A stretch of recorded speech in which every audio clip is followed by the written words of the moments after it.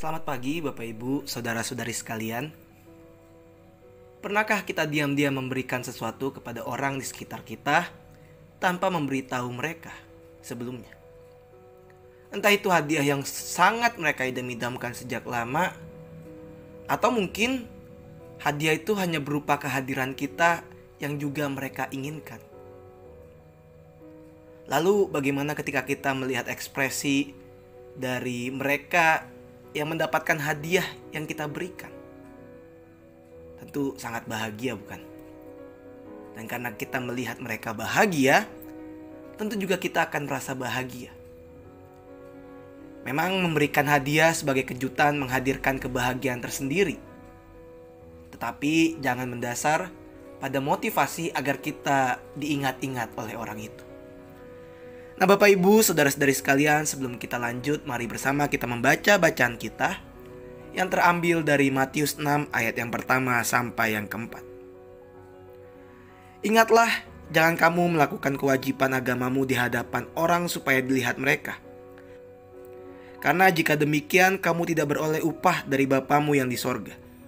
Jadi apabila engkau memberi sedekah, janganlah engkau mencanangkan hal itu, seperti yang dilakukan orang munafik di rumah-rumah ibadat dan di lorong-lorong, supaya mereka dipuji orang. Aku berkata kepadamu, sesungguhnya mereka sudah mendapat upahnya. Tetapi jika engkau memberi sedekah, janganlah diketahui dengan tangan kirimu apa yang diperbuat tangan kananmu. Hendaklah sedekahmu itu diberikan dengan tersembunyi, maka Bapamu yang melihat yang tersembunyi akan membalasnya kepadamu.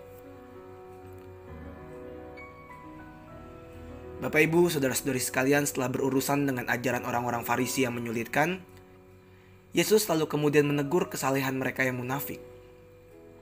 Dia membahas 3 tindakan kesalehan yang umum terdapat dalam semua agama dan yang dipraktikkan dengan sangat cermat oleh orang Yahudi yang beriman, yaitu memberi sedekah, berdoa, dan berpuasa.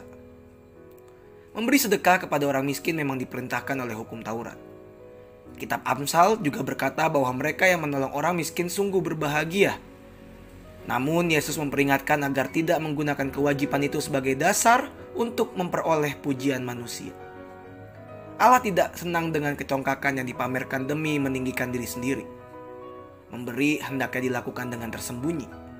Hanya disaksikan oleh Allah, maka Allah yang melihat yang tersembunyi itu akan membalasnya kepada kita.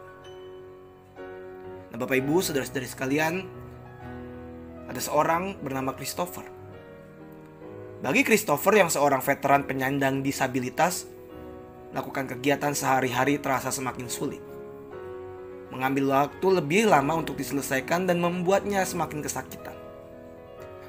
Meski demikian, ia berusaha sebaik mungkin untuk melayani istri dan juga anaknya. Bahkan, di setiap hari Minggu ia masih memotong rumput dengan pemotong manual. Suatu hari Christopher menerima kiriman sepucuk surat dan sebuah mesin pemotong rumput mahal yang bisa dikendarai. Dan mesin ini diberikan oleh seorang penyumbang yang tidak diketahui identitasnya.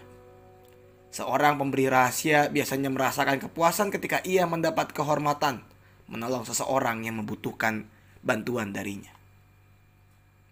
Makanya dalam firman-Nya, Yesus memang tidak pernah mengatakan bahwa semua pemberian kita harus bersifat rahasia. Tetapi Dia pernah mengingatkan kita untuk menguji motivasi kita saat memberikan sesuatu. Bahkan Yesus juga berkata, jadi apabila engkau memberi sedekah, janganlah engkau mencanangkan hal itu, seperti yang dilakukan oleh orang munafik di rumah-rumah ibadat dan di lorong-lorong supaya mereka dipuji oleh orang. Meskipun Allah mengharapkan kita untuk memberi dengan senang dan dengan murah hati, tetapi Ia juga mendorong kita untuk tidak melakukan kebaikan di depan orang dengan maksud agar menerima pujian atau memperoleh pengakuan tertentu. Dan ketika kita menyadari bahwa segala sesuatu yang kita miliki berasal dari Allah, tentu kemudian kita dapat menjadi pemberi rahasia yang tidak membutuhkan pujian atau mencari kekaguman dari orang lain. Allah Maha Tahu sumber segala yang baik itu. berkenan atas segala kemurahan hati yang tulus dari umat-Nya. Tidak ada yang dapat menandingi perkenannya atas kita. Melalui renungan kita di pagi ini, semoga kemudian kita bisa melakukannya di dalam kehidupan kita sehari-hari, dan mungkin bisa kita bagikan dengan orang-orang di sekitar kita. Selamat pagi, selamat menjalani hari. Tuhan Yesus memberkati. Amin.